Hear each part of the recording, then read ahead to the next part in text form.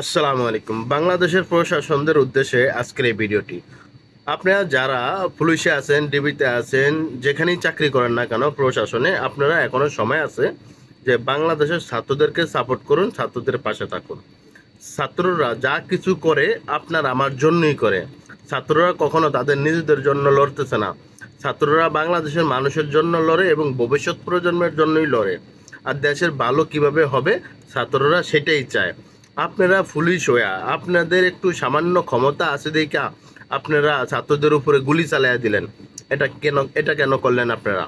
এটা করার আপনাদের অধিকার নাই। আপনারা যে দেশের টাকা দিয়ে, যেই দেশের অর্থ সম্পত্তি আপনারা নিজেরা চলেন, যে জনগণের টাকা দিয়ে আপনারা চলেন, সেই জনগণের উপরে আপনারা কিভাবে বন্দুক চালান? প্রয়োজনে আপনি নিজে মরে যান, তারপরেও ছাত্রদেরকে আপনি কেন মারলেন? এখনো সময় আছে। আপনারা আপনাদের জায়গা থেকে ছাত্রদের পক্ষে আসুন, ছাত্রদেরকে সাপোর্ট করুন, ছাত্রদের পাশে দাঁড়ান। প্রশাসন আপনারা যদি ছাত্রদের পাশে যদি না দাঁড়াবেন, তাহলে আপনারা আপনাদের জায়গা থেকে চাকরি ছাইড়া দিয়ে আপনারা চলে যান এবং একটা ছাত্রের উপরে একটা গুলি, একটা লাঠিচার্জ, একটা কোনো কিছু হতে পারবে না। আপনি যদি বাংলাদেশের নাগরিক থাকেন, আপনি যদি বাংলাদেশের নাগরিক হয়ে থাকেন, যদি বাংলাদেশের যদি সামান্য একটা টাকাও যদি আপনি খেয়ে থাকেন, ছাত্রদের উপরে কোনো প্রকার অত্যাচার টর্চারিং চলবে না। আপনি প্রয়োজনে চাকরি ছেড়ে চলে যান ছাত্রদেরকে সাপোর্ট না করতে পারলে।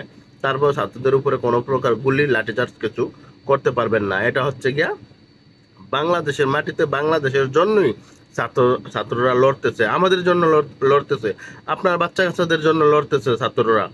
তো আপনি সেই ছাত্রের উপরে কিভাবে আপনারা এভাবে অত্যাচার চালাবেন? তারা তো কখনো বেআইনি কিছু করে না।